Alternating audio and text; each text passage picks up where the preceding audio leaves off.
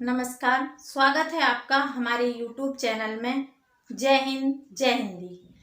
होली आने वाली है, आपको होली की बहुत बहुत शुभकामनाएं।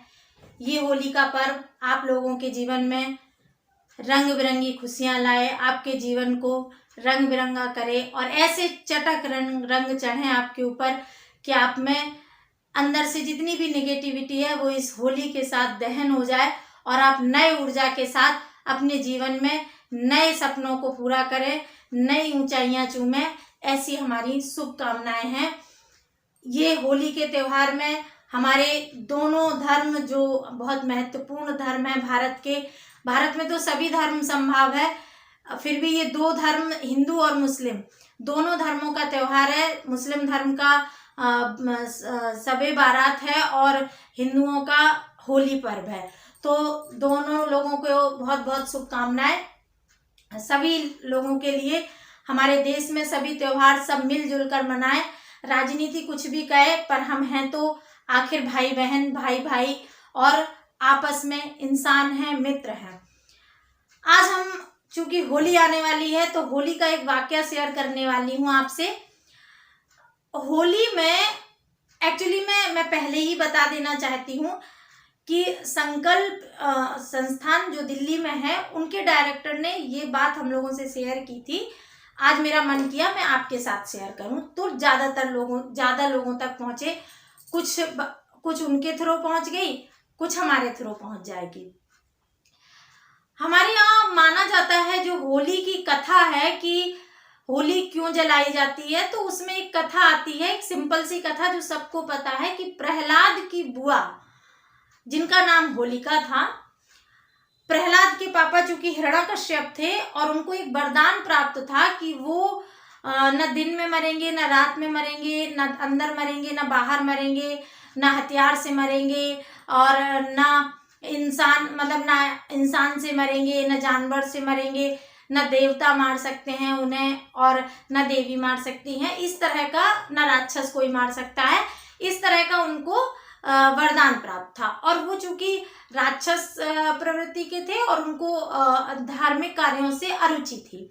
और प्रहलाद चूंकि प्रहलाद की माँ का जब प्रहलाद गर्भ में थे तो प्रहलाद की माँ ने अपना जो प्रेगनेंसी वाला समय था वो किसी ऋषि की कुटिया में बिताया था। इसलिए प्रहलाद के अंदर जब प्रहलाद का जन्म हुआ और प्रेगनेंसी समय में हमारे यहाँ कहा जाता है कि शिशु गर्भस्थ अवस्था में ही सीखना प्रारंभ कर देता है। तो कहीं ना कहीं प्रहलाद को ऐसे संस्कार मिले कि वो विष्णु का भक्त हो गया।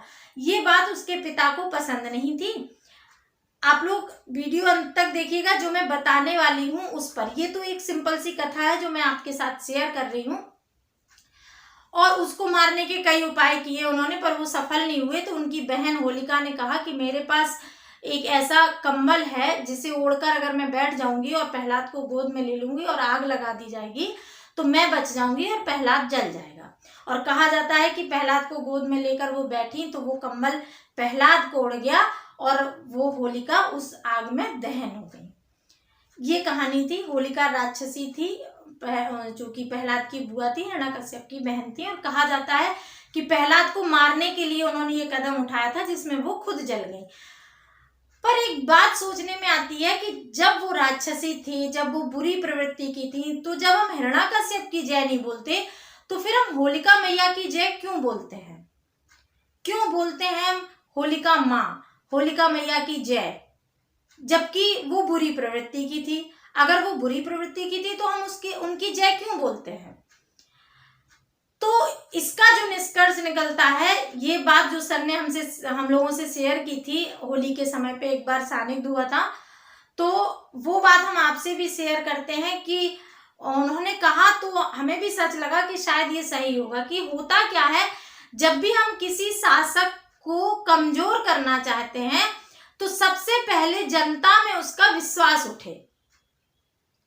कोई भी शासक तभी कमजोर हो सकता है जब जनता उस पर भरोसा ना करे। और अभी तक जितने भी काम हो रहे थे,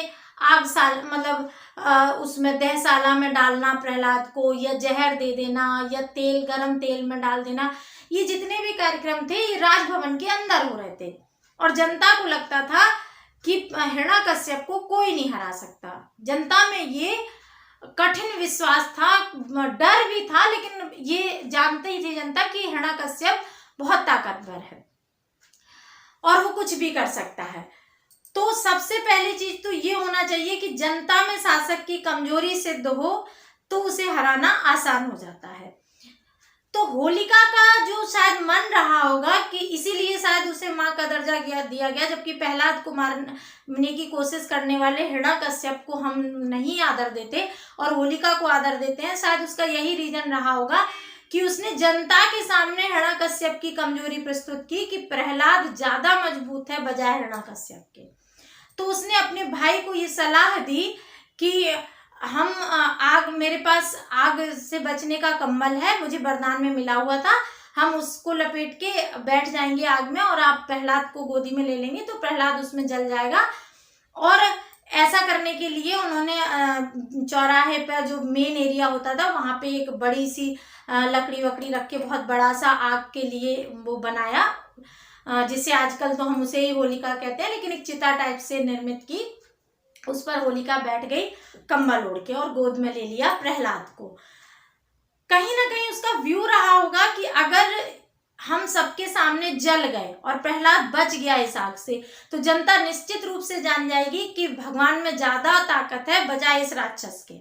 और इसकी ये कितना भी आतताई बना रहे फिर भी जनता को ईश्वर पे ये भरोसा बना रहेगा कि जब प्रहलाद को बचा लिया तो हमें भी बचा लेगा और हम अच्छे काम करेंगे तो हमें उसका परिणाम अच्छा ही मिलेगा जैसे प्रहलाद को मिला। इसलिए होलिका ने क्या किया कि जब आग जलने को हुई, जब आग लगा दी गई तो वो अपना जो कंबल था वो प्रहलाद को लपेट दिया उस कंबल में और स्वयं उस अग्नि में जल के राख हो गई। तो शायद उसने अपने भाई को सही दिशा देने के लिए या जनता में उसका जो विश्वास था वो घटाने के लिए शायद उसने अपने प्राणों की आहुति दी होगी। इसीलिए हम उसकी जय बोलते हैं या हम उसे होलिका मैया के शब्द से संबोधित करते हैं, जबकि हम पूतना को माँ नहीं कहते, जबकि हम सूर्पनखा को माँ नहीं कहते, जबकि हम होलिका जब अगर उसकी बहन है और प्रहलाद को मारने का काम कर रही है तो हम उसकी जय क्यों बोलते हैं, क्यों हम उसे माँ का दर्जा देते हैं। तो शायद ये एक कारण रहा होगा, ऐसा डिस्क्राइब किया था संकल्प के डायरेक्टर ने, जो हमने आपके साथ साझा किया। उम्मीद है ये जानकारी आपको अच्छी लगी होगी। हमारे साथ जुड़े रहने के लिए धन्यवाद। होली की बहुत बहुत शुभकामनाएं।